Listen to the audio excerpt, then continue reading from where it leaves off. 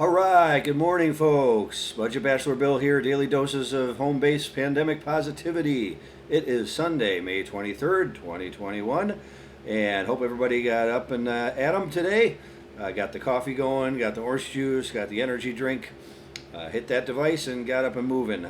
Getting easier as the days get brighter and sunnier, that's for sure, at least here. So you'll find that the weather has an influence on your mood set for sure. I mean, there's no doubt about it. If you open up the shades or even look out the window in the morning and it's a gloomier day, of course you're going to be more pessimistic about the day. But no fear. I mean, the days always get brighter, even if it's lousy at the beginning of the day. You know, a couple hours later could get better.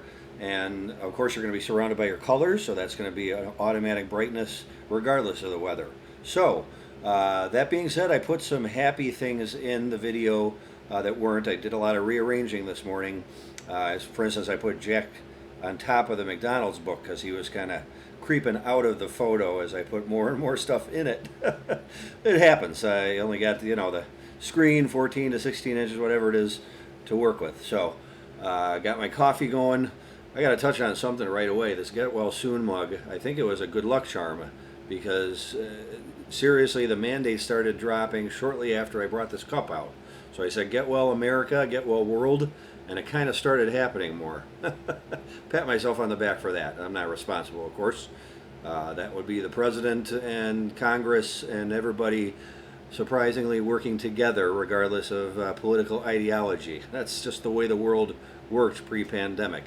When we weren't tied down with like thoughts of one party or the other, just worked and played afterwards. Like I said, I think it was a good example. Say you take 20 topics, 19 of them will not be political when you're talking with somebody, anybody. Doesn't matter who. And we've harped on that one that is political, kind of penetrating our mind and thought process that way.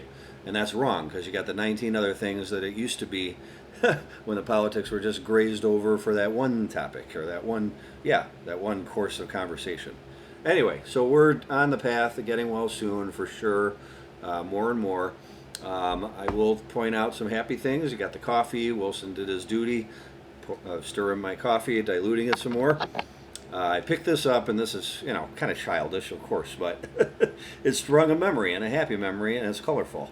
This is a kind of an old Indy Car. I think it was like on a bench, probably a child's toy that was left on a bench or something, but I'd highly recommend the Indianapolis 500, which is coming up on Memorial Day.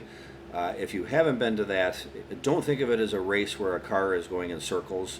Yes, that's what's going on, but you have to take in the sights, the sounds, the speed, and the cars are pretty cool. They have this feature on these cars, and it's called push to pass.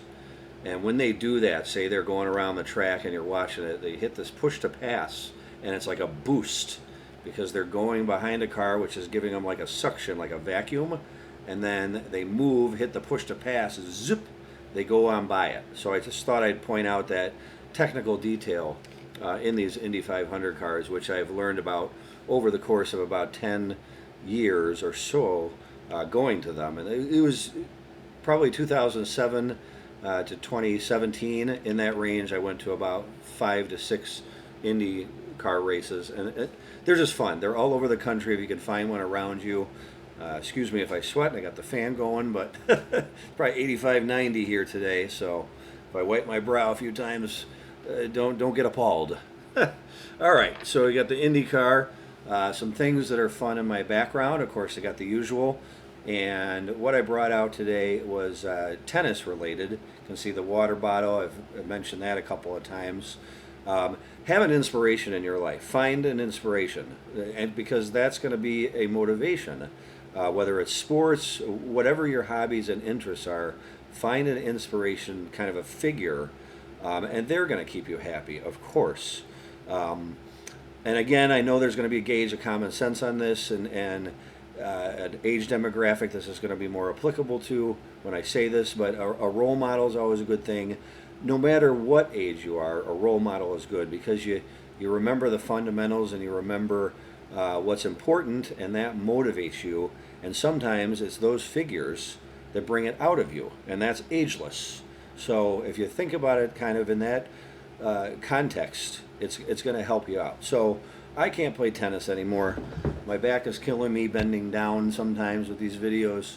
But I got to say, the man on this book, if you can see, it's Jimmy Connors and John McEnroe. They played such excellent tennis matches when I watched regularly, and it was super competitive. He was actually my dad's favorite player too, which is kind of a nice sentimental angle on it. But he was such an inspiration. He was bigger than Michael Jordan to me because tennis was my interest. And Michael Jordan, of course, come on, I wouldn't miss a game if it was a Monday or if he played at 5 a.m. on a on a Tuesday. I wouldn't miss a game he was playing. But I was a tennis player, so Jimmy was my inspiration. Probably got his autograph like 5 times. He had a bunch of senior tours that he started, and he was the foundation and brought in all the players on that for about 10, 15 years. And the regular tour he played about 20 years, so he won Grand Slams. People had mixed opinions on him, but he was always very honest with his emotions and his shots.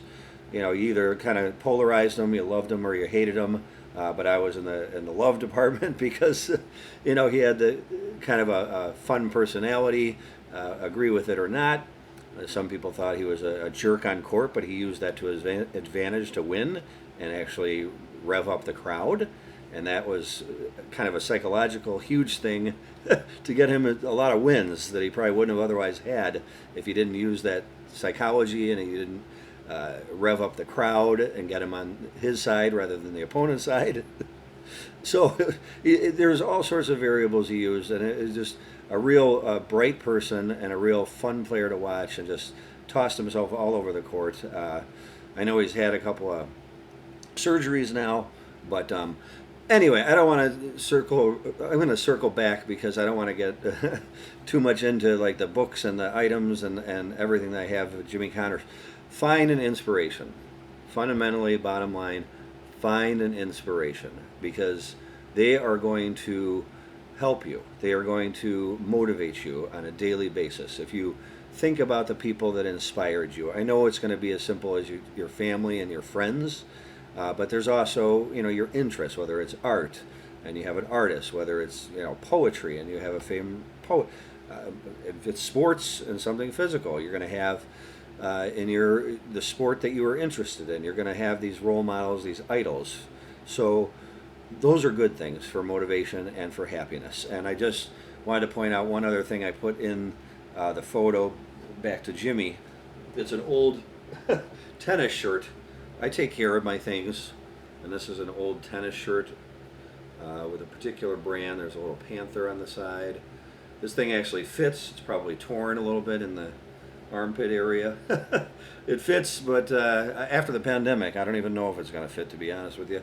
But I hardly wear it anyway anymore. But there's his signature logo on there.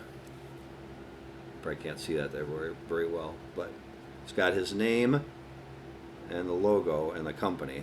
So I got a Great Britain or West Germany company or something like that. Anyway, so those are happy things for today. The savings department. Again, it's hot in here, folks. The savings department. You got, what I'm going to bring up today is furnishings.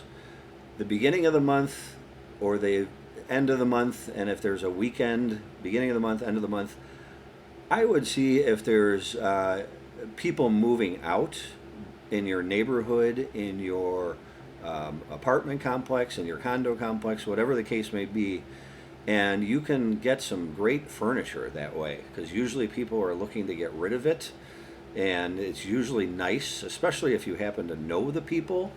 My unit has like a huge, neat, orderly like dumpster area downstairs, so when people move out, and again, the beginning of the month, so you can time it, beginning of the month, end of the month, and I've gotten like a bookshelf, a small coffee table, and these are just, you know, easy wipe downs with Pledge or with another, you know, household spray, and it's basically brand new, and it's usually very nice. Sometimes you even get these very expensive furnishings that would cost you $500 to $2,000, say, for like a table or a couch or something like that, and you don't have to pay a dime for it. So that would be my savings recommendation. I've mentioned the Salvation Army.